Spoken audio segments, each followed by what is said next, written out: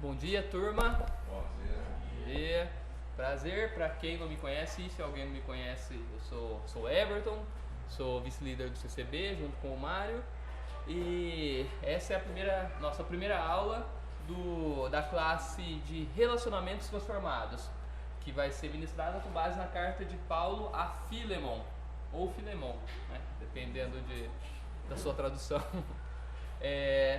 Bom, turma, essa classe está sendo ministrada às 10, no mesmo horário da celebração coletiva da manhã, e eu quero reforçar para vocês que é extremamente importante que, além de participarmos aqui do CCB, a gente se programa para estar também no culto à noite, beleza? Nosso culto começa às 6. Essa classe vai ter 4 aulas, tá? Então essa é a primeira aula, vai ser uma aula mais introdutória, tá? A ideia é que a gente estude o contexto da carta, né? Uma introdução mesmo, e medite ali nos 2 primeiros versículos da carta, tá? Filemon 1 e 2. Lembrando que Filemon é uma carta pequena, tem 25 versículos, se não me engano, e não tem nenhum é um único capítulo, na verdade. Não sei se tem mais algum aviso. Acho que é isso. E já adiantando também, no próximo, quando terminar essa classe, a gente vai iniciar outra classe, que é a classe de 9 marcas de uma igreja saudável, tá? Que a ideia é que a gente estude, então, esse livro, né, que é bem antigo, né? 9 marcas de uma igreja saudável, vai ter uma revista, e no decorrer aí dessa semana e da próxima, a gente vai comunicando vocês, né, sobre as particularidades dessa sala. Amém? Pessoal, para a gente começar, eu quero agradecer vocês por terem se inscrito e estarem presentes aqui hoje, né? E encorajá-los a frequentarem as outras aulas, né? E estamos abertos aí a qualquer sugestões que vocês tenham, ok? Vamos orar. Querido Deus, nosso amado Pai, muito obrigado, Senhor, por esta oportunidade que o Senhor nos dá de estarmos aqui reunidos, Pai, para juntos meditarmos a Tua Palavra, aprendermos um pouco mais sobre o que o Senhor tem nos revelado e sobre qual é a Tua vontade para as nossas vidas, ó Deus. Eu peço que o Senhor abençoe este nosso tempo junto, que o Senhor venha conduzir, Pai, esta aula de uma forma que glorifique o Teu nome, e que todos nós, Senhor, possamos sair daqui impactados pela Tua Palavra, e que por meio dela nosso modo de ser, nosso modo de agir e toda a nossa vida, Pai, nas mais diversas áreas sejam transformadas, Pai. Que nós possamos sermos verdadeiramente, Pai, luz neste mundo, e sermos o sal dessa terra, para que a Tua Palavra seja manifestada através do nosso viver, e que o Seu nome seja glorificado, Pai, para que as pessoas olhem para as nossas vidas e consigam enxergar a Tua graça, Pai, tudo por meio do que temos aprendido na Tua Palavra, inclusive na aula de hoje, Deus. Isso é o que eu te peço e desde já te agradeço, em nome de Jesus, amém. Amém, turma. Oliver, você dá um tempinho, aí você passa a lista de presença. Bom, pessoal, então, como eu já disse, essa classe ela vai ser pautada, né, na carta de Paulo a Filemon, tá? E o foco aqui a gente vai ver, né, que o tema central da carta é sobre relacionamentos, e a ideia é que a gente estude tudo que a gente vai estudar nessa carta, tendo em mente que o propósito é que os nossos relacionamentos sejam impactados, tá? Então pensem bem em tudo que eu vou falar, sempre meditando sobre relacionamentos, né? Relacionamentos dentro do meio cristão, tá? Por isso que o título da aula é Relacionamentos Transformados. Vamos lá, então primeiro, e a gente vai dividir essa primeira aula aqui em 2 partes, tá? Na primeira parte eu vou fazer uma introdução sobre a carta mesmo, para a gente entender com o que a gente está lidando ali, entender o contexto histórico, entender o que estava acontecendo, o propósito dessa carta, e na segunda parte a gente vai analisar ali então os 2 primeiros versículos da carta, ok?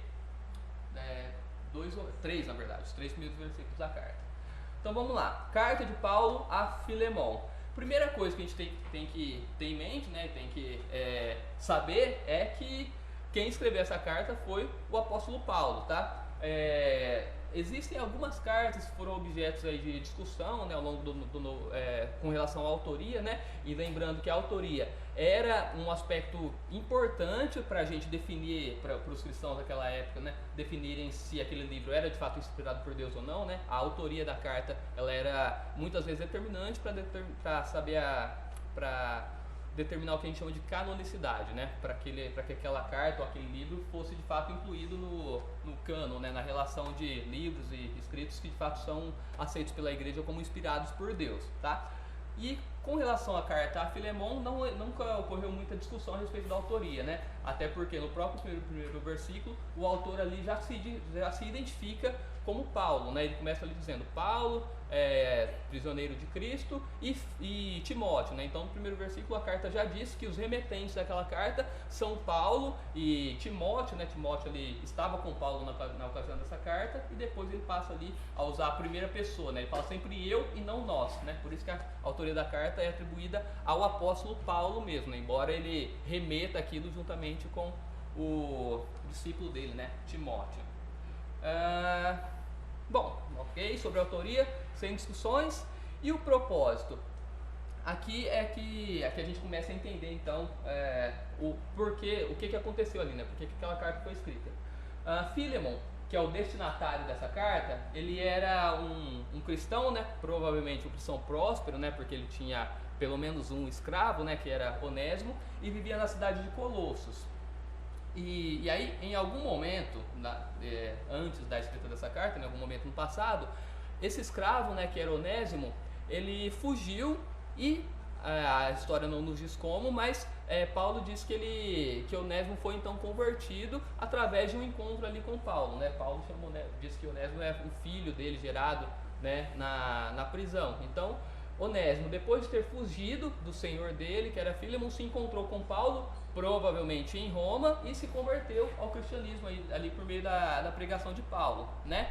E aí, nesse momento então, Paulo resolve escrever uma carta para Filemon e enviar Onésimo até ele, né? E pedindo basicamente que Filemon perdoasse a fuga ali de Onésimo e o recebesse, né? Não apenas mais como um escravo, mas como um irmão em Cristo, né? Em outras palavras, Paulo está dizendo, Filemon, Onésimo pecou contra você, mas agora ele é outra pessoa, ele é uma nova criatura, ele foi salvo por Cristo, então agora ele é nosso irmão, por isso eu estou te enviando ele e peço que você o receba, perdoe o eventual dano que ele tenha te causado, né? Lá na frente você vai ver que Paulo fala, olha, se ele te roubou alguma coisa, se ele te causou algum dano, eu mesmo vou pagar, mas eu peço que você o receba, agora não mais como um servo fugitivo, mas como um de nossos irmãos em Cristo, tá? Então o propósito de Paulo ao escrever essa carta é pedir que Filemon perdoe Onésimo e o receba, para que aquele relacionamento entre os dois seja de fato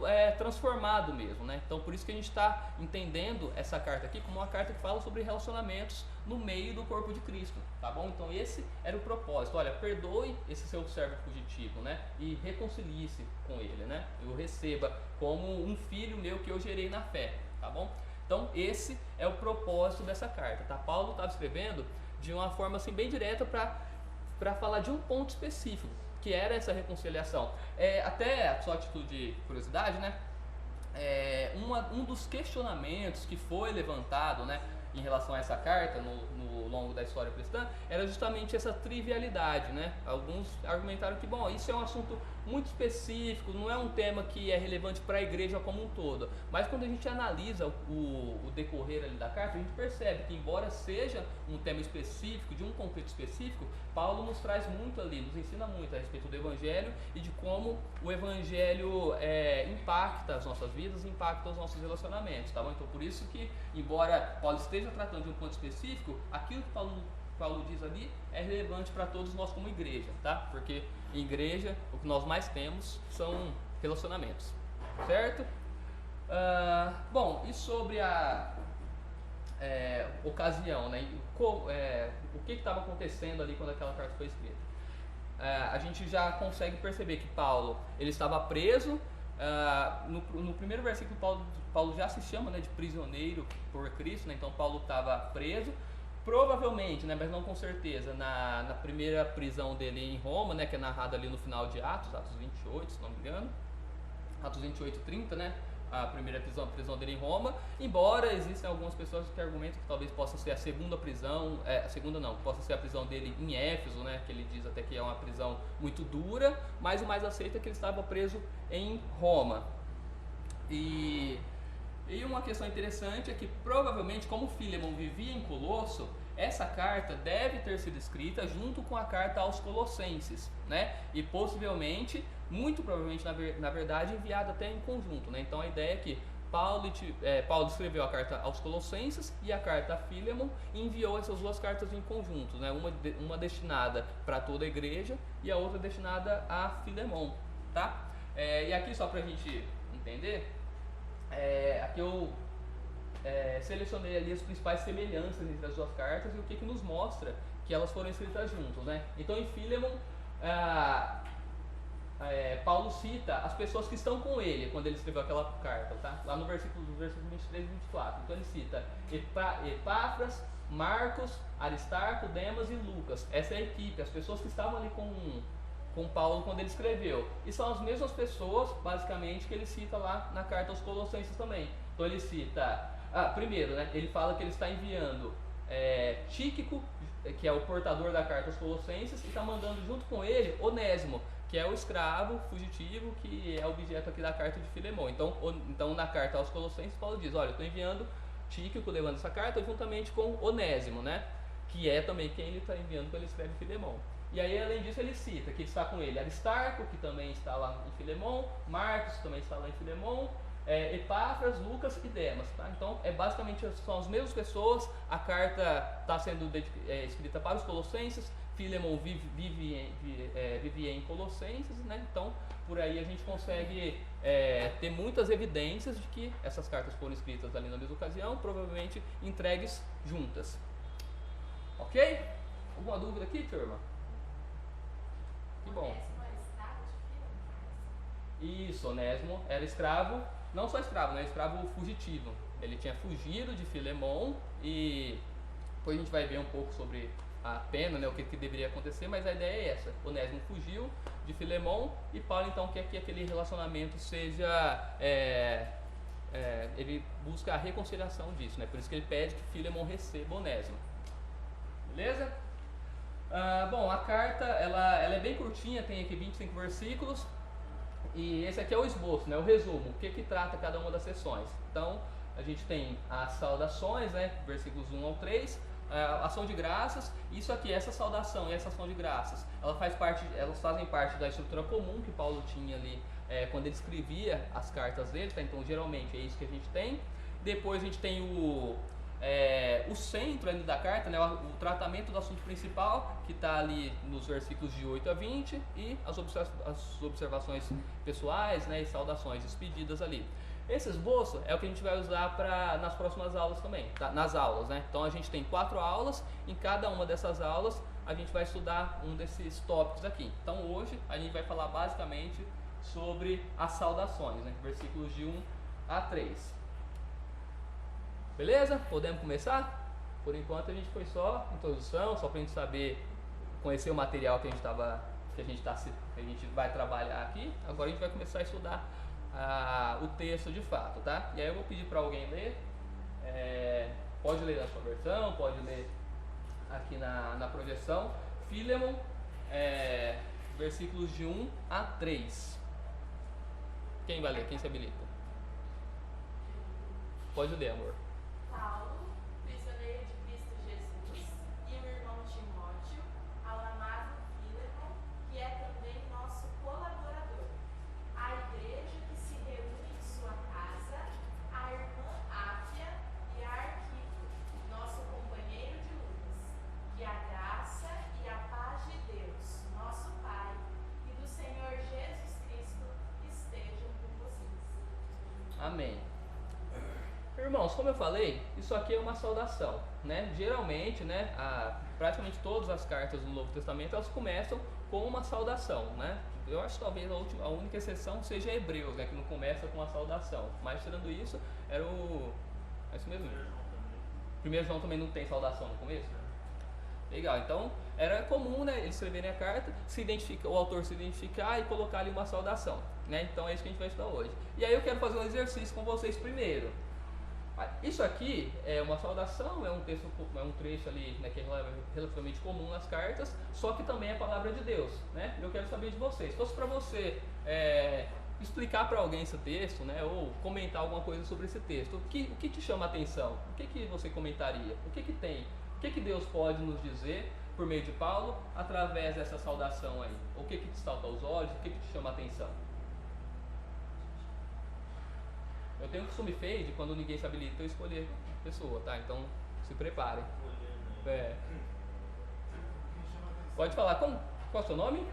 Laís Passinho, né?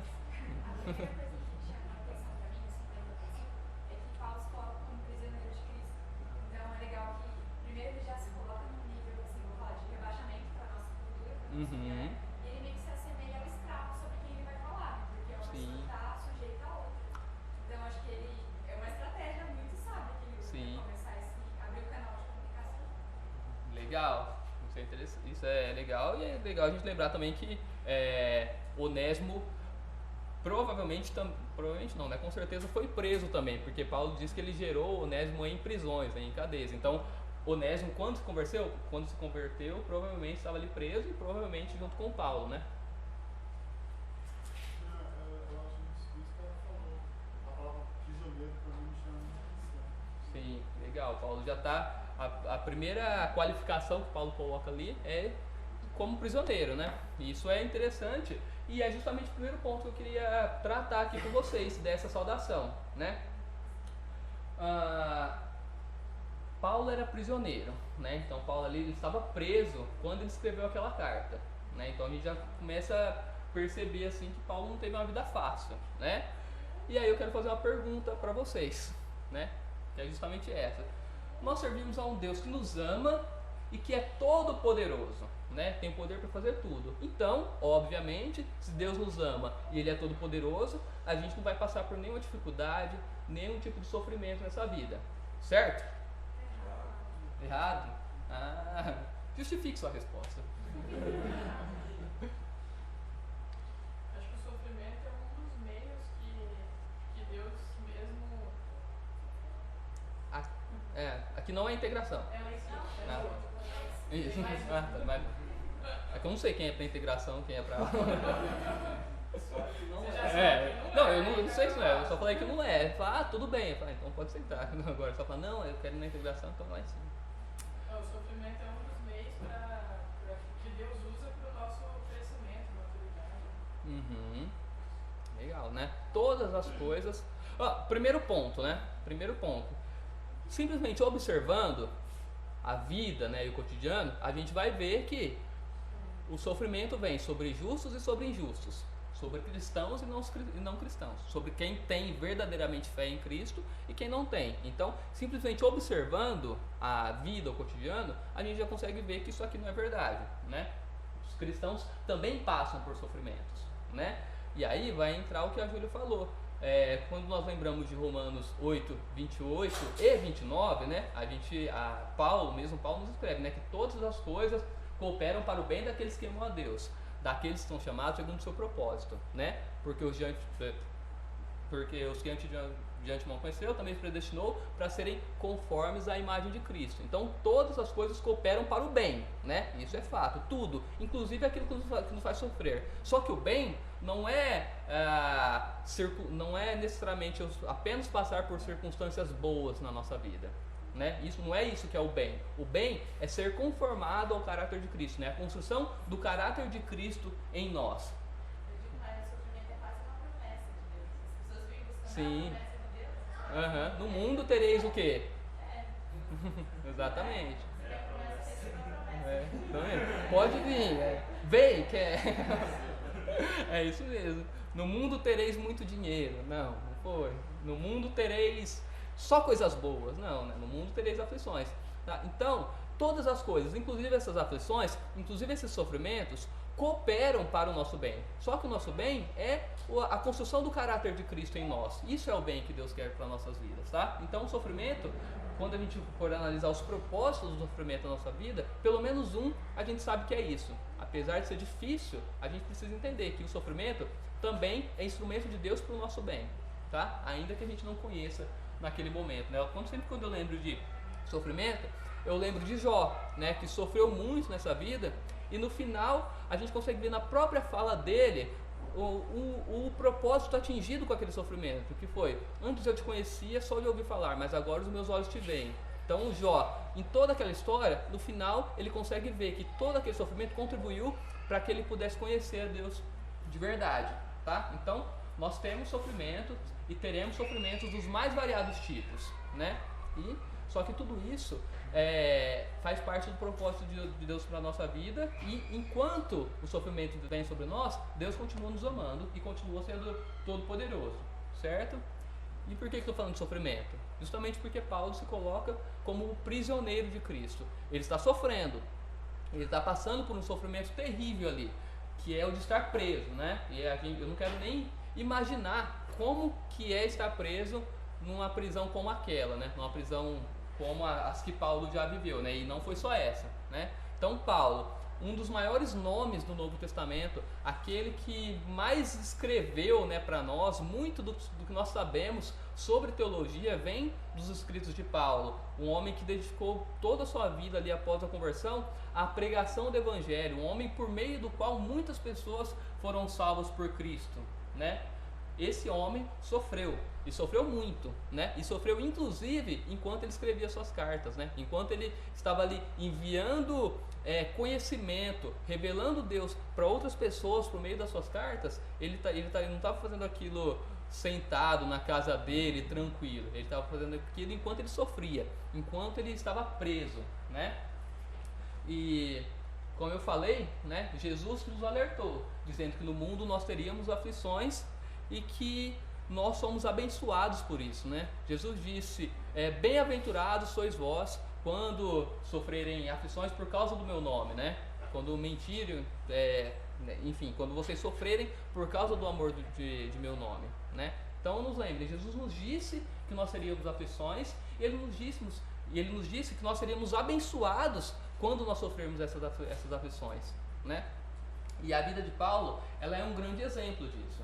A vida de Paulo nos mostra como o sofrimento faz parte dos planos de Deus, inclusive na vida daqueles que são seus filhos de verdade, né? Inclusive na vida daqueles que são amados por Ele e que são usados por Ele na sua obra, tá? A vida de Paulo é um grande exemplo do que Jesus nos disse a respeito das aflições e das perseguições por causa do nome de Cristo, né? Só que a gente não pode ser indiferente a isso, a gente não pode olhar isso apenas como um exemplo. Olha, Jesus falou e de fato aconteceu na vida de Paulo. A gente precisa usar aquilo para conseguir encorajamento para a nossa vida, né? A gente está olhando para a vida de um homem que sofreu muito, né? E que mesmo assim continuou firme na obra do Senhor, e que através dele nós somos edificados hoje, 2000 anos depois. A gente precisa olhar isso e se sentir encorajado a lutar, a lidar, né, com os sofrimentos que a gente vai enfrentar na nossa vida, tá? Nós somos cristãos e Deus não nos prometeu nos livrar de todo o sofrimento, né? Mas Ele nos prometeu estar com a gente e nos ajudar, e Ele nos prometeu que esse sofrimento cooperaria para o nosso bem, sabe? Então, que nós sejamos encorajados a lidar com isso, olhando para o exemplo da vida de Paulo, né? E para a gente ter um pouco mais de noção do sofrimento que Paulo passou, né, dos vários tipos, eu coloquei esse texto aqui, que é um dos poucos trechos onde Paulo discorre sobre os sofrimentos que ele teve, né? Ele sempre, nas cartas da prisão, né, as cartas que ele escreveu enquanto estava preso, ele sempre se coloca como prisioneiro, né? Ele sempre diz que estava preso, mas nessa carta aqui, nesse trecho especificamente, Paulo descreve muitos dos sofrimentos que ele teve, mas também não é por vanglória, né? Paulo estava ali debatendo com falsos mestres naquela igreja e estavam questionando a autoridade dele. E aí, por causa disso, para defender a sua autoridade, para mostrar para aqueles cristãos que ele tinha autoridade, com muita relutância inclusive, né, ele começa dizendo: olha, eu vou falar como se eu estivesse louco agora, né, para mostrar para vocês tudo que eu sofri, né? Ele está dizendo: olha, eu estou falando não é necessariamente porque eu queria, mas é porque vocês precisam reconhecer a minha autoridade para a própria edificação de vocês. E aí Paulo então descreve um pouco dos sofrimentos que ele teve. Quem pode ler para a gente? Pode ler, Júnior. São ministros de Cristo, falando como se estivesse fora de mim. Afirmo que sou ainda mais. Em trabalhos, muito mais. Em prisões, muito mais. Em açoites, sem medida. Em perigos de morte, muitas vezes. 5 vezes recebi dos judeus 40 açoites, menos 1. 3 vezes fui açoitado com varas. 1 vez fui apedrejado. 3 vezes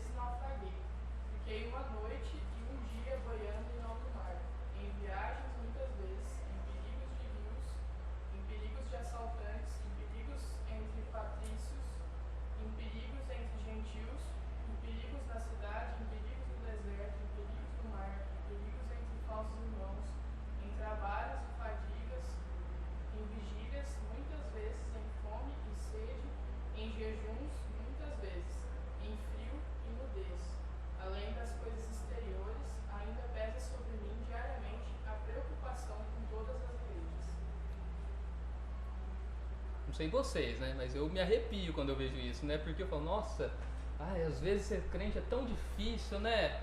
Nossa, todo domingo eu tenho que ir no culto. Olha, eu podia estar em casa vendo Netflix, mas não, tem que ir lá no culto, né? Ai, meu Deus, eu tenho que ler a Bíblia todos os dias, né? Nossa, eu queria fazer tanta coisa, mas preciso tirar um tempo para fazer isso, né? Ou então, nossa, o povo do meu trabalho fica caçoando de mim porque eu sou cristão, né? É difícil, né? Mas, sabe, olha como a gente é superficial, né? Nos nossos sofrimentos, né? Mas quando a gente olha para a vida de um cara como Paulo e vê que ele sofreu a vida toda dele depois de ter se convertido, e aqui ele nos mostra assim, uma fração de tudo que ele passou, né? Nos dizendo em palavras, isso deveria nos envergonhar, né? E ao mesmo tempo nos encorajar, né? Quão medíocres nós somos, né? No nosso dia a dia, né? Como que a gente lida com o nosso cristianismo de uma forma assim tão superficial, né? Isso precisa nos encorajar e nos dar força para lidar com o sofrimento de verdade quando ele vier, tá? Paulo, ele sofreu muito, né? Ele foi apedrejado. E lembre-se, né, que apedrejamento aqui não é só jogar meia dúzia de pedras, né? Apedrejamento era uma forma de execução. Eles quiseram executar Paulo com esse apedrejamento aqui, por exemplo. Eles só pararam porque provavelmente ele desmaiou, eles acharam que ele já tinha morrido, né? E ele não sofreu tudo isso, não foi assim um sofrimento gratuito que vem na nossa vida. Não é como um acidente de carro, né, por exemplo. Ele sofreu por causa de Cristo. Tudo que ele passou era porque ele estava pregando o Evangelho, tá? Então, não é o sofrimento que vem sobre a nossa vida de forma gratuita, assim, do nada, também é difícil. Mas imagina você sofrer tudo isso por causa do amor de Cristo, né? Por causa do Evangelho. Sabendo que se você quisesse parar com tudo isso, parar de sofrer, era só você parar de pregar o Evangelho, né? Mas ele não, ele sabia tudo que ele passaria e que continuaria passando, e mesmo assim, impulsionado pelo Espírito Santo, ele continuou fazendo aquilo, né? E além de todo esse sofrimento, ele ainda coloca aqui que ainda, além de tudo isso, ainda pesa sobre ele a preocupação sobre todas as igrejas. Então ele não estava simplesmente sofrendo isso e olhando só para a vida dele. Ele estava sofrendo tudo aquilo, além disso se preocupando com todas as igrejas que ele tinha plantado e mentoreava. Tanto se preocupando com isso que ele escreveu, por exemplo, essa carta, né? Enquanto ele estava preso, né? E sabe o que é mais interessante de tudo isso? Esse mesmo Paulo, que sofreu tudo isso, que era prisioneiro enquanto escreveu essa carta aqui, na carta aos Filipenses, né, no versículo 29, capítulo 1, ele diz: porque vocês receberam a graça de sofrer por Cristo, e não somente de crer nele. O sofrimento era o que, na visão de Paulo aqui? Era graça, era um favor que Deus nos dava. E aqui a gente não está falando para alguém que não está falando de alguém que tem uma vida tranquila e está encorajando outras pessoas que estão sofrendo. A gente está falando de uma pessoa que está encorajando outras pessoas que estão sofrendo, mas que ele mesmo sofria muito mais do que todas aquelas pessoas. Então Paulo sofria muito na vida dele, ele enxergava aquilo como um privilégio de sofrer por Cristo. E ele estava usando aquilo que ele sentia, que Deus tinha revelado para ele, para o coração dele, para encorajar outras pessoas a lidarem com o sofrimento também. Então, o sofrimento para Paulo não era só uma coisa ruim que eu preciso lutar contra nessa vida e que eu preciso saber que eu vou passar, mas era um privilégio. Sofrer por amor de Cristo, na visão de Paulo, era um privilégio, né? E é justamente o que Jesus disse: bem-aventurados vocês são, né, quando sofrerem aflições por causa do meu nome. Pensando no título da lição, sobre relacionamentos. É difícil você pegar uma pessoa que está sofrendo, que está passando por um problema de doença, alguma perda emocional, alguma perda física, sei lá. Estou sofrendo. E falar isso para ele, sofrer é bom, entendeu? Todas as coisas cooperam para o seu bem, inclusive É isso. difícil falar isso para a pessoa, entendeu? Por mais que nós entendamos, no caso, da graça de Deus na minha vida, na sua, a pessoa que está sofrendo é difícil chegar para ela e dizer: ó, não quero desse jeito, não, benção para você, ó, você foi muito bom, tá sangrando, mas é isso mesmo. Não é fácil, não, entendeu? E às vezes a gente fica até, quando chegamos a falar, algumas pessoas chegam a falar isso para a pessoa que está sofrendo, ela se torna quase que cética, né? Sim. Não quer saber do evangelho, não quer saber semana com esse Deus aí que você está falando para mim, eu não quero mais não. Exatamente. É muito legal o André falar isso, porque é o seguinte, em tudo que a gente fala sobre muitas coisas, né, inclusive quando a gente está estudando cristianismo, teologia, a gente tem a teoria e a prática, né? Quando a gente fala do sofrimento humano, né, ou do problema do mal, né, que é o termo, né, que geralmente a gente usa, né, em teologia, eu enxergo que a gente tem duas grandes áreas, né? A gente tem o problema, a gente pode chamar de problema teórico do mal, ou problema intelectual do mal, e a gente tem o problema prático, né, ou o problema emocional do mal, que é o seguinte: quando eu lido com o sofrimento, né, eu posso estudar aquilo e entender, olha, como que existe um Deus amoroso, que é todo poderoso e ao mesmo tempo permite o sofrimento, permite o mal no mundo. Isso é o aspecto teórico, né, o aspecto intelectual do mal, né? E isso a gente resolve estudando, aprendendo e crendo em Deus, que é tudo que eu falei para vocês até agora, né? Sofrimento é uma bênção, todas as coisas cooperam para o bem daqueles que amam a Deus. O sofrimento ele é usado por Deus para o nosso bem. Isso envolve só o aspecto teórico do mal, né? Que é aquilo, é a verdade, que aquilo nos diz. Agora, quando eu preciso lidar com alguém que está sofrendo, ou quando eu mesmo estou sofrendo, não é teoria, não adianta eu chegar na pessoa e dizer, olha, todas as coisas cooperam para o seu bem, né? A gente precisa lidar com isso de outra forma. Pode falar A disso. pessoa tem que enxergar as coisas através do espírito. Isso é impossível entender com a mente carnal. Com a Sim, mente espiritual para entender isso. sim, exatamente. Envolve muita fé. Pode falar, Júlia. Um exemplo prático, eu acho, que recentemente, né, está acontecendo, eu acho que inclusive na nossa igreja, é a questão da Vivi, né, do Júnior, e eu posso falar assim, a minha mãe tá sofrendo, né, meu avô morreu, perdeu o pai há pouco tempo, e aí tem os relacionamentos da família que estão meio bagunçados, tá tendo que lidar, e inclusive ela estava trabalhando, estava no emprego, e ela não conseguiu ficar por, assim, acho que psicologicamente mesmo ela não estava bem, né? Só que ela recebe mensagens da Vivi, ela nem tem contato aqui, mas ela vê as mensagens e ela vê no Facebook, a Vivi colocando sobre a experiência dela, né? Porque ela está sofrendo, mas muitas vezes eu vejo ela colocando sobre graça na vida dela, né? Sobre esse sofrimento que é ruim, mas apesar, né? E ela sempre coloca isso como exemplo, a graça de Deus na vida dela, né? Então, assim, tá sofrendo, mas está entendendo que apesar, Deus está com ela, na igreja, as pessoas estão perto dela, enfim, então, de todas as maneiras tentando ajudar naquilo que pode, né? Naquilo que cabe, né? Sim. Então é um exemplo bem legal. Exatamente. A gente, em algumas situações, a gente vê o sofrimento, mas talvez a gente não consegue enxergar o que Deus está fazendo de bom com aquilo, né? Mas em muitas situações a gente consegue, né? E esse é um bom exemplo onde a gente consegue ver. Também a pessoa que está sofrendo, ela pode abençoar outras Sim, que estão, exatamente. sem ela saber. Eu acho que eu vejo assim dois pontos. Primeiro, quando uma pessoa não cristã está sofrendo. Então, assim, não adianta você chegar com essas verdades Sim. tão fortes com ela. Você precisa apresentar o evangelho e orar para que Cristo a transforme, que o Espírito Santo a compense. Agora, para a gente que já é cristão, eu acho que a gente precisa muito se fortalecer nesse momento que a gente não está acontecendo um sofrimento tão grande, né? A gente passa por sofrimento, mas talvez por algo não tão substancial.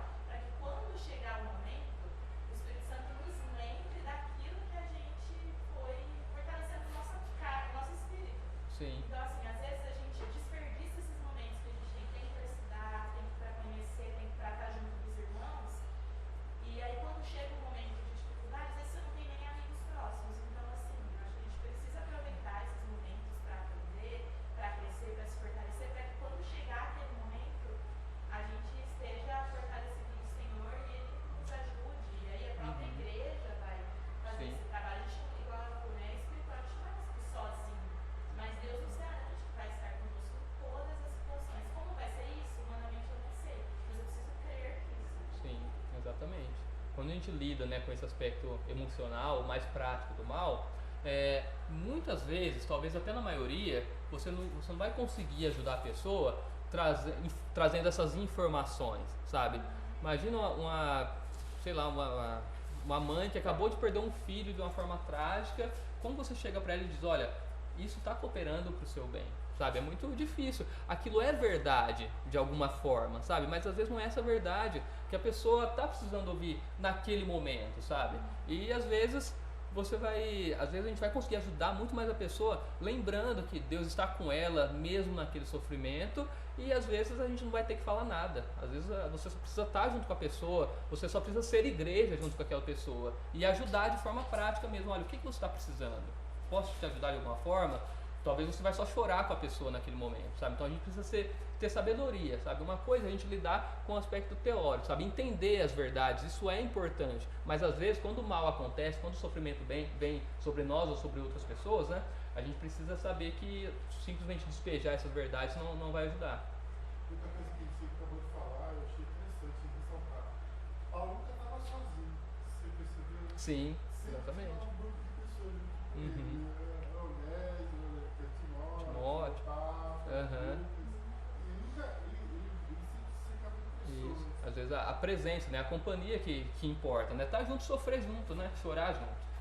Eu tenho, assim, uma experiência assim, filho curioso, que a pessoa, por exemplo, não é uma pessoa que o Espírito de Deus está trabalhando na vida dela, e a gente Aham. fala, são pessoas que estão sofrendo muito.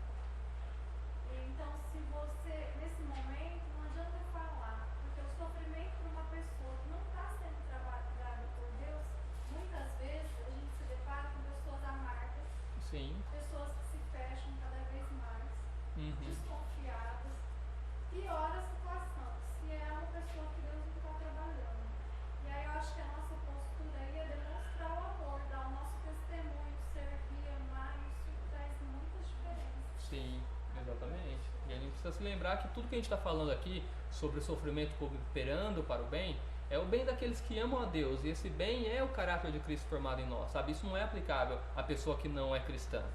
Então, a pessoa que não é cristã, a gente precisa pregar sempre o evangelho a todas as pessoas, né, que não são cristãs, e às vezes nesse momento de sofrimento é uma oportunidade que Deus te dá, né, e talvez, né, de alguma forma aquele sofrimento vai cooperar para o bem dela, porque através daquilo ela vai se converter e tal. Só que esse tipo de verdade não é algo que vai te ajudar, que vai ajudar o ímpio ali a lidar com aquele sofrimento, porque para ele não vai entender que aquele sofrimento está cooperando para o bem, e se ele não ama a Deus, né, isso não é aplicável para ele. Então a gente precisa ter essa sabedoria, né? Irmãos, além disso, tem um outro aspecto aqui dessa saudação que é importante a gente lembrar, que é sobre Filemon e a família dele, né? Filemon, que é o destinatário dessa carta, né? E aí eu grifei aqui, ele chama Filemon de amado, né? Então ele endereça a carta ao amado Filemon, diz que Filemon ou Filemon, né, é colaborador da igreja, e ele diz que a igreja se reúne na casa de Filemon, né? Então Filemon era um cooperador amado de Paulo, e ele inclusive abriu as portas da sua casa para receber a igreja ali, né? Para a igreja se reunisse. Ele também sauda a irmã Áfia e Arquipo, nosso companheiro de lutas, né? Então, três questões aqui. Primeiro, é importante a gente olhar para Filemon, que pelo que Paulo nos diz ali, nos demonstra que Filemon, em primeiro lugar, ele era cristão, ativo no ministério, né, porque Paulo chama de colaborador, e foi hospitaleiro ali a ponto de permitir que as reuniões da igreja ocorressem ali na sua casa, né, abriu as portas da sua casa. Essa irmã Áfia, que Paulo cita aqui, provavelmente era esposa de Filemon, né? Seria comum, né, Paulo saudar o marido, né, Filemon, que era o destinatário da carta, saudar sua esposa e seu filho, que provavelmente então Arquipo aqui era filho de Filemon, né? Não dá pra gente falar isso com certeza, mas a tradição cristã entende assim, né? Isso é provável pelo que Paulo escreve ali, tá? Então vamos considerar que essa é a família de Filemon. Então a gente tem Filemon, demonstra ser um cristão verdadeiro, né, hospitaleiro, ativo no ministério. A gente tem Áfia, sua esposa, também cristã, porque Paulo a chama de irmã, né? E a gente tem o filho deles aqui, Arquipo, cristão, né? E que também trabalhava no ministério. Em Colossenses, Paulo escreve dos últimos versículos alguma coisa do tipo, e diga a Arquipo que atente-se ao ministério que foi concedido a ele, alguma coisa assim, né? Então Arquipo também tinha algum ministério na igreja, provavelmente em algum aspecto de liderança ali, né? Então Paulo está escrevendo para um cristão, né? Um cristão que, ao que parece aqui, também tinha toda a sua família também ativos no ministério, né? Trabalhando ali. Só que vamos lembrar que Paulo está escrevendo para tratar uma situação específica que era da fuga de um escravo, né? Que era Onésimo. Isso aqui é importante a gente entender quem que era essa pessoa para quem Paulo estava escrevendo, justamente pelo seguinte: a pena para um escravo fugitivo ali era a morte. Então, pela lei romana, Filemon tinha o direito de entregar Onésimo para a morte, tá? Então, Onésimo fugiu, Filemon, pela lei romana, poderia, né, e entregar aquele escravo lá à morte. Só que Paulo está escrevendo para ele para pedir justamente o oposto disso. Filemon, eu quero que você perdoe Onésimo e quero que você o receba não mais apenas como escravo, mas como um irmão seu em Cristo. Apesar da lei romana dizer que você tem o direito de mandar executá-lo, né? Nós, como cristãos, precisamos entender que aquilo que é base para o nosso cotidiano, aquilo que nos diz o que é certo ou errado, não é outra lei senão a lei de Cristo, tá? Nós, aqui no caso de Filemon, a lei diz, olha, você pode matá-lo, mas a lei de Cristo diz você deve recebê-lo como um irmão em Cristo. Filemon aqui poderia simplesmente seguir a lei dos homens e dizer, olha, você me causou dano, então eu vou te executar, né, vou pedir a sua execução, porque a lei diz que eu tenho esse direito, né? Mas Paulo apela para Filemon dizendo o contrário, olha, pela lei de Cristo, não é isso que você tem que fazer. Depois a gente vai estudar nas próximas aulas, né, os próximos trechos da carta. Paulo ele diz o seguinte, né? Olha, eu tenho autoridade para te ordenar o que é certo, mas eu prefiro te pedir, né? E aí Paulo discorre, né? Por que ele precisa fazer aquilo. Mas inicialmente, Paulo diz que aquilo que ele vai pedir não é só um pedido, mas que é o certo a se fazer. E por que Paulo pode dizer para Filemon, ou Filemon, né? Que Paulo pode dizer para Filemon que aquilo é o certo? Porque Paulo entende que a base para a conduta de Filemon não é simplesmente a lei romana, mas que eles partilham ali de uma base em comum, que é a lei de Cristo. Aquilo é certo não segundo a lei dos homens, mas é certo segundo a lei de Cristo. Tá? Isso é fundamental para nós nos relacionarmos entre irmãos, né?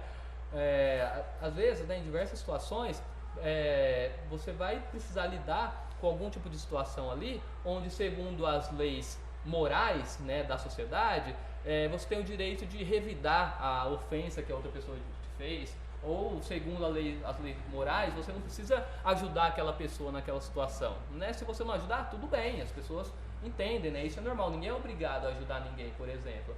Mas segundo a lei de Cristo, nós devemos ajudar uns aos outros. Tá? Então, a nossa base de conduta aqui, a base para que eu espere alguma coisa do meu irmão e para que eu faça alguma coisa para o meu irmão, não é a lei dos homens, né? Não é o direito, né? E não é aquilo que a sociedade entende como certo ou errado, mas é a Bíblia, né? É a vontade de Deus para a nossa vida. E é para isso que Paulo apela quando ele escreve aqui a Filemão. Olha, a lei diz que você pode fazer isso, mas a lei de Cristo diz que você precisa agir diferente nessa situação. E isso só dá pra gente fazer quando a gente está se relacionando com cristãos, tá? Eu não posso esperar que um ímpio, uma pessoa que não é cristã, haja da forma que Cristo diz que ela tem que agir. Ela vai agir de acordo com o que a lei diz, ela vai agir de acordo com o que a sociedade diz que é aceitável naquela situação, ela vai agir de acordo com o código de conduta, o código de moral que ela mesma tem, né? Que ela definiu. Então não posso esperar que uma pessoa faça aquilo que Cristo diz que deve ser feito, né? Mas entre cristãos, a nossa base comum é essa. Eu preciso esperar que o meu cristão haja de acordo com o que Cristo diz, e eu também preciso de agir de acordo com o que Cristo diz, ainda que muitas vezes a gente não consiga, ainda que a gente peque nesse processo, né? Mas essa é a nossa base comum. Essa é a hora que é bom ter um Paulo do lado, né? Vamos falar, Paulo faz isso. Exatamente. A gente precisa assumir que precisa conseguir, porque a gente sabe que tem, a gente Porque deixa a lei do mundo, né? Por exemplo, é um caso muito prático que a gente lida muito. Se alguém, se eu vá no ambiente de trabalho, por exemplo, alguma pessoa, sei lá, faz alguma coisa ruim contra mim, né? Sei lá, pode ser inventa a calúnia, né? Ou discorda de mim de alguma forma e eu me sinto ferido, me sinto magoado naquela situação. O que a sociedade entende que eu devo fazer nessa situação? Aliás, pela sociedade, eu devo fazer alguma coisa? A pessoa simplesmente me magoou. A sociedade não espera que eu converse com aquela pessoa e resolva aquela situação. Olha, você vai conversar com um amigo, você vai falar, deixa esse cara aí, deixa essa mulher pra lá, não conversa mais com ele, essa pessoa aí não vale nada, né? Então, ela pra lá, você pra cá e pronto. Né? Hã? Ou se vinga. Não, deixa. Quando tiver oportunidade, você puxa o tapete dele também e pronto. Espera o tempo certo. Isso, espera o tempo certo. Exatamente. E quando isso acontece entre cristãos, na igreja, o que nós devemos fazer? Vou colocar no joelho. Vou falar com o papai. Você tem que pagar o mal com ele.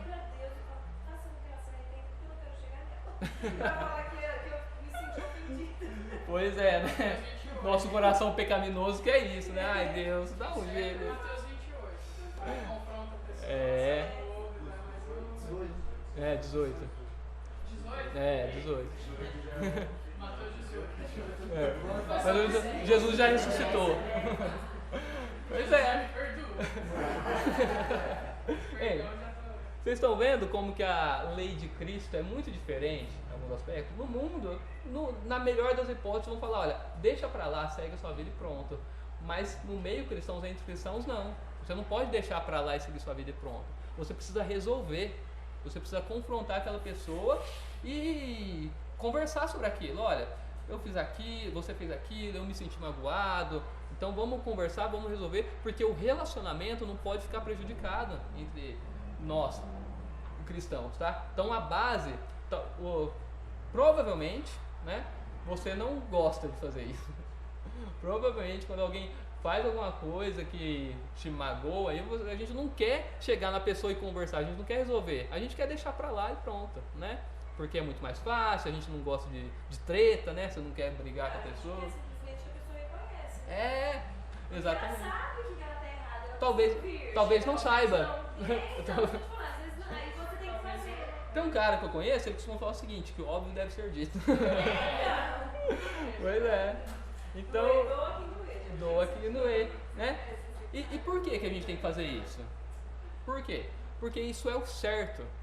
E o que define o que é certo ou não? É a palavra de Deus. A palavra de Deus nos diz, ajam assim. Então, independentemente do que a lei diga, independentemente do que a sociedade diga, o certo para nós é aquilo que a Bíblia nos diz. Então, é assim que eu tenho que me comportar, e é esse tipo de comportamento que eu espero que meus irmãos tenham e que eu devo cobrar dos meus irmãos também, né?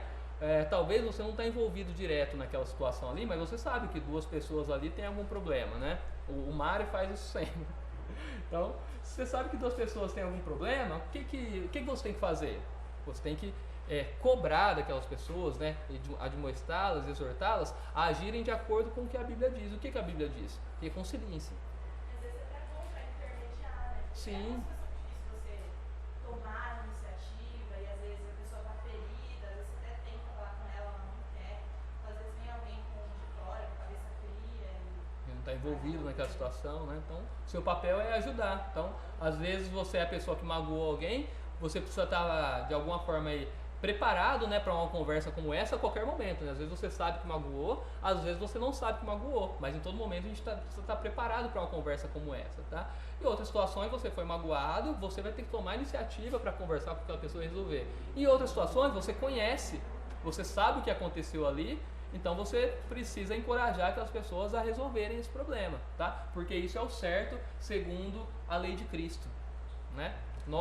Por isso que eu coloquei essa frase aqui, né? Nós, como cristãos, temos um código de conduta acima de qualquer outro, que é a vontade de Deus. O que diz que a gente tem que fazer é a vontade de de Deus, não é a lei dos homens, não é a moral, não é nada disso. E é por isso que Paulo podia esperar aquela atitude de Onésimo, ainda de Filemão, ainda que a lei dissesse o contrário. Tá? A base para que Paulo cobrasse, esperasse determinada atitude de Filemão era a lei de Cristo, não era a lei dos homens. E aí, chegando aqui na terceira parte, né, o versículo 3 nos diz, né, Paulo diz ali a Filemão, que a graça e a paz de Deus, nosso Pai, e do Senhor Jesus Cristo estejam com vocês. Né? Isso aqui é uma saudação, né, comum.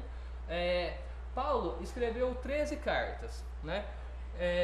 Em quantas cartas consta essa saudação aqui? Nas 13. Tá? Às vezes a gente se acostuma tanto com algumas coisas que a gente passa e nem medita muito, né?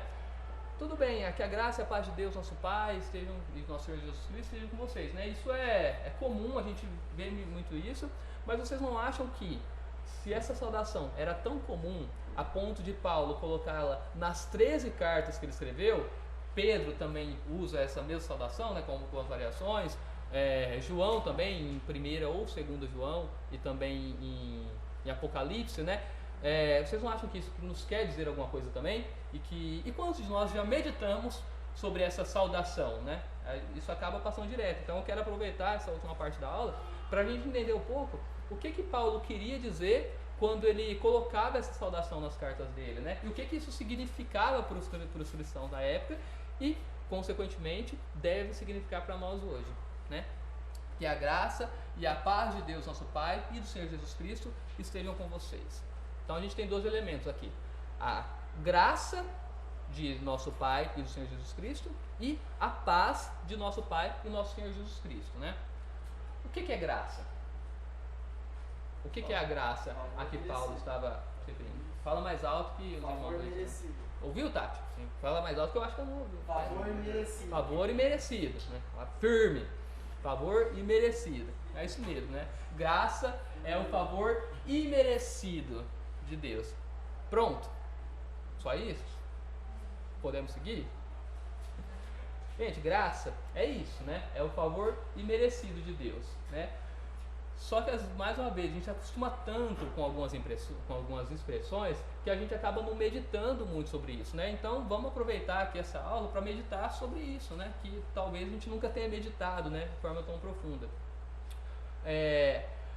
A graça, ela é favor merecido, só que para o cristianismo, essa graça, esse favor merecido, ele constitui-se no grande pilar da nossa fé, né?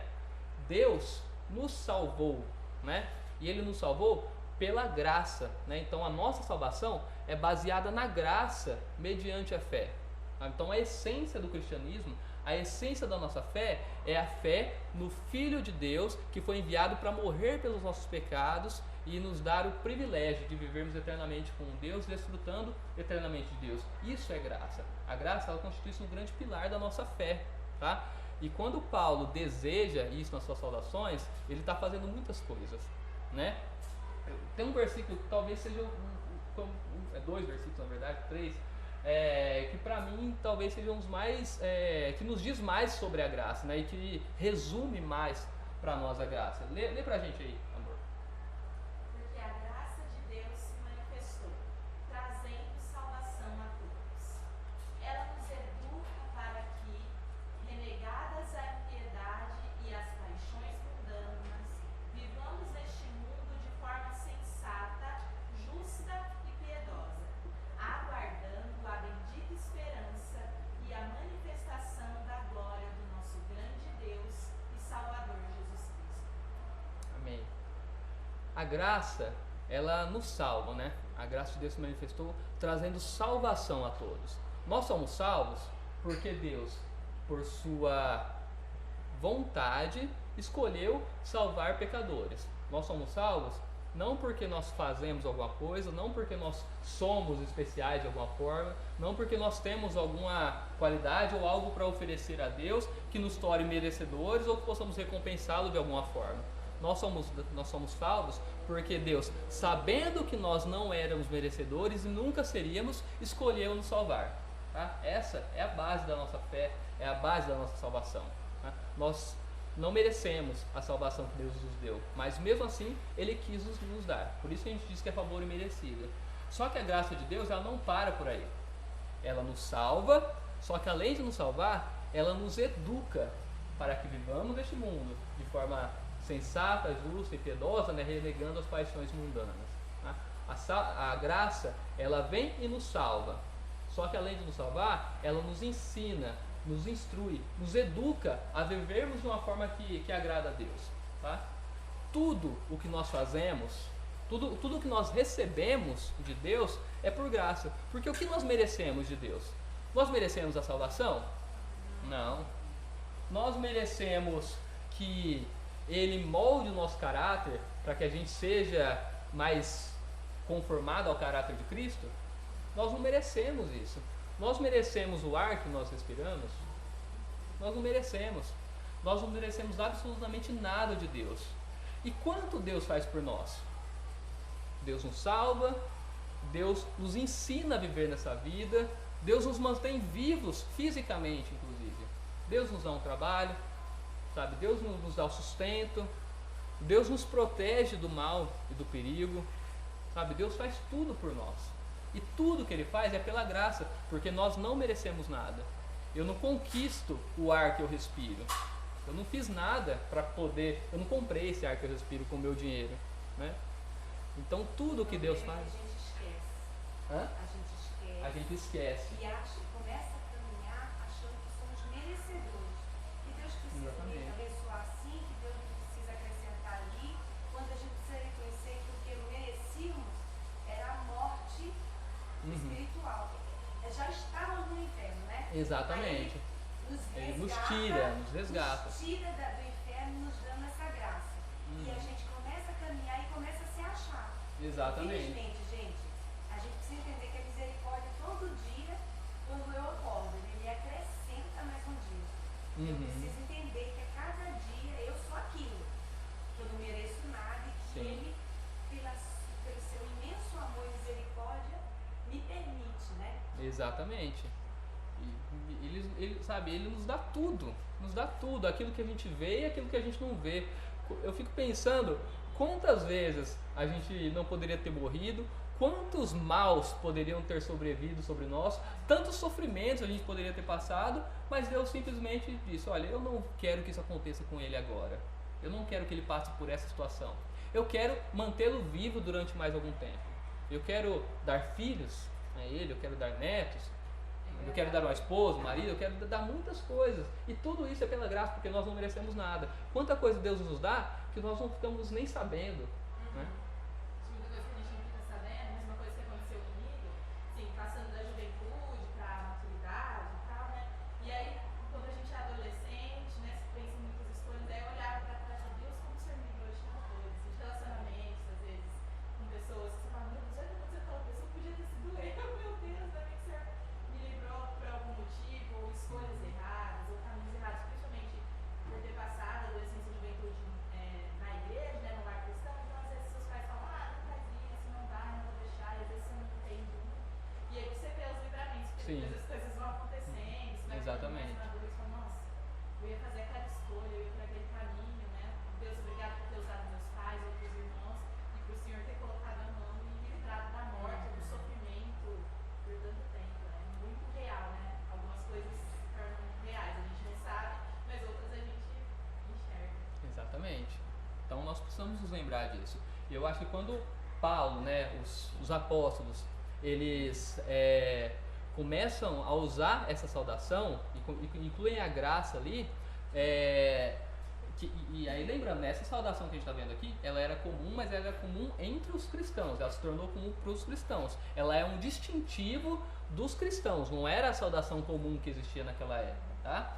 E então quando Paulo sauda os irmãos com a graça de Deus, enxerga pelo menos dois aspectos, né? Ele está nos lembrando, né? Está lembrando aqueles irmãos e por consequência nós do Evangelho, nos lembrando que é essa graça que nos salva, é esse favor que Deus fez por pessoas que não mereciam, essa escolha de Deus de salvar pecadores imperfeitos e que nunca seriam capazes de recompensar Deus de alguma forma. Então Paulo está nos lembrando do Evangelho, desse aspecto do Evangelho, dessa graça que é a base para a nossa fé. Ele está nos lembrando disso. E por outro lado, ele está desejando que essa graça seja cada vez mais abundante da vida daqueles irmãos.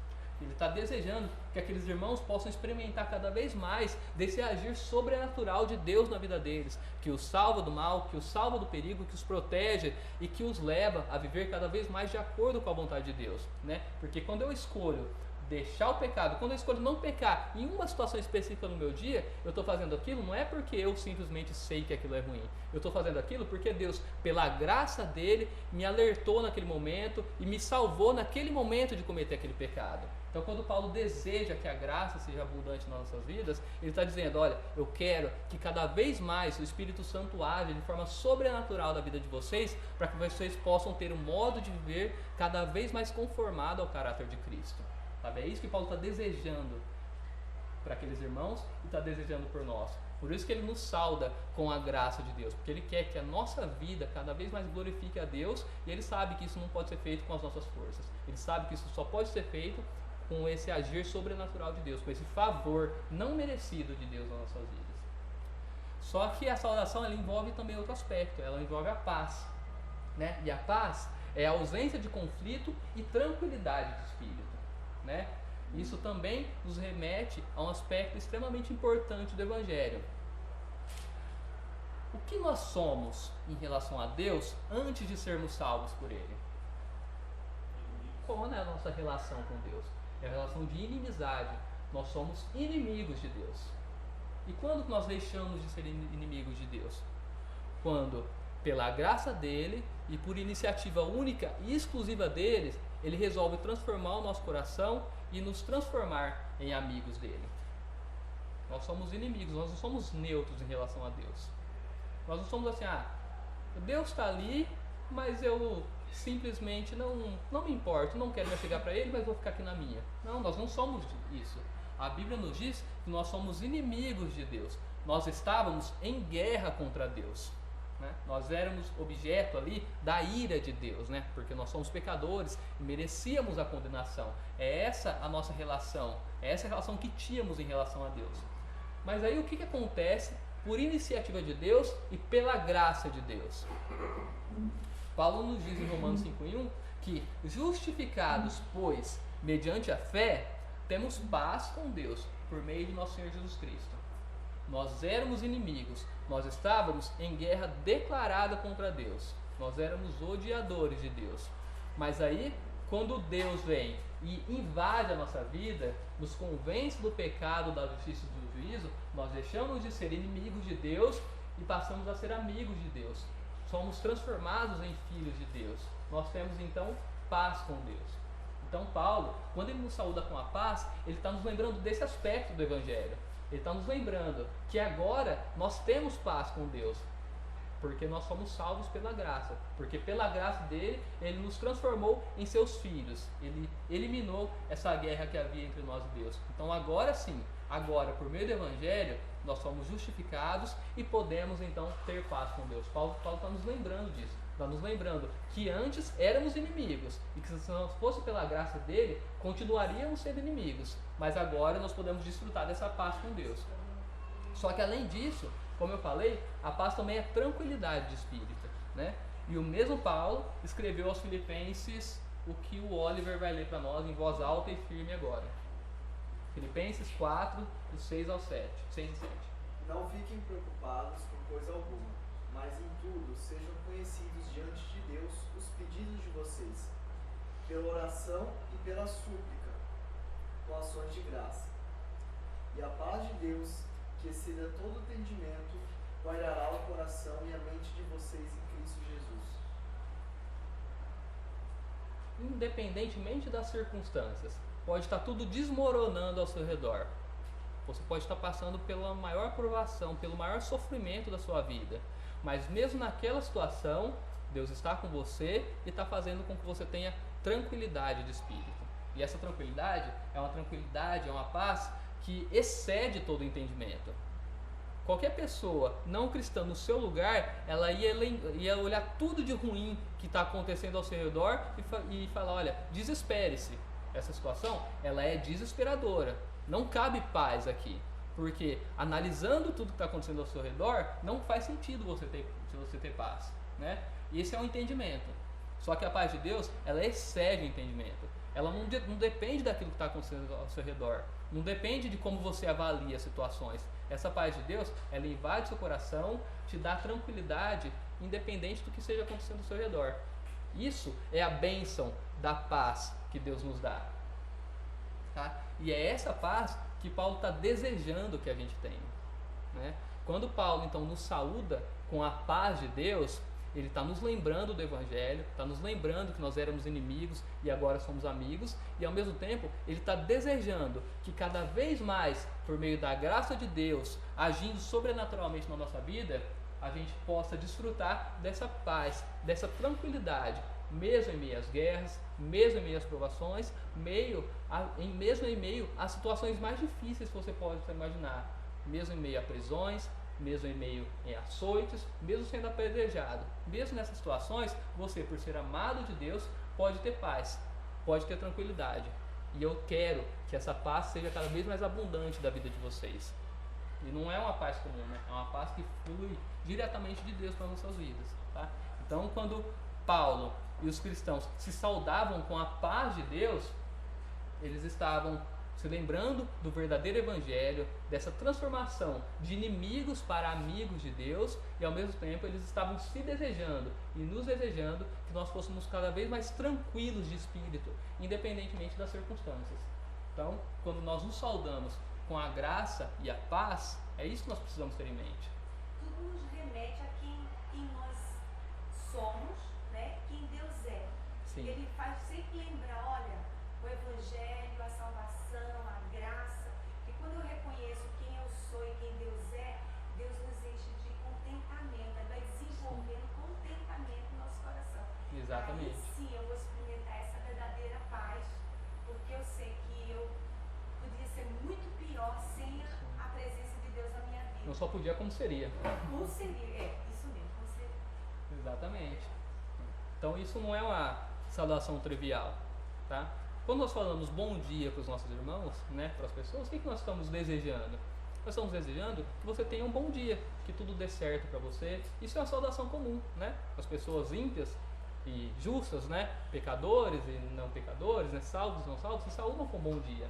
Mas nós, como cristãos, nós não desejamos apenas um bom dia para o nosso irmão. Nós desejamos que ele se lembre da graça de Deus na vida dele e que ele experimente cada vez mais da graça de Deus na vida dele. Que ele tenha cada vez mais o seu agir moldado pela vontade de Deus. Que Deus trabalhe cada vez mais na vida dele para que ele tenha um caráter cada vez mais conformado ao caráter de Cristo.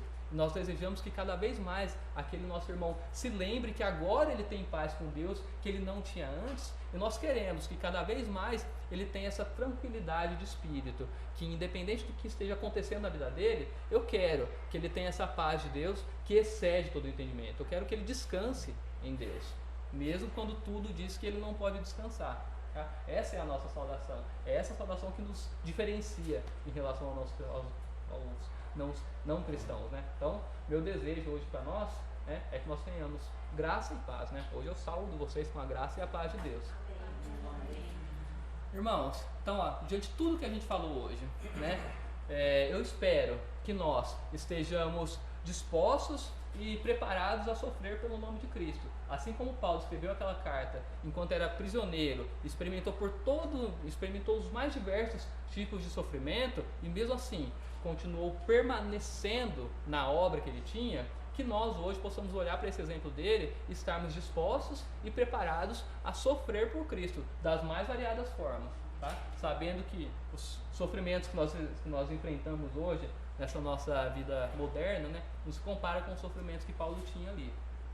E eu também desejo, né, e peço e encorajo vocês a reconhecerem a vontade de Deus como a regra maior de prática na vida de vocês, que nós possamos nos comportarmos de acordo com aquilo que a vontade de Deus nos diz que a gente tem que fazer, e não apenas pelas leis jurídicas ou por qualquer outro código de moral, mas que eu possa manifestar a vontade de Deus, agir de acordo com a vontade de Deus, esperar a vontade de Deus dos meus irmãos e encorajar meus irmãos a agirem de acordo com a vontade de Deus, independente de quais sejam as outras regras que eles possam estar se submetendo. A vontade de Deus é a nossa regra de fé. Assim como Paulo esperava isso de Filemão, que nós possamos esperar e exortar nossos irmãos a agirem dessa forma também, tá?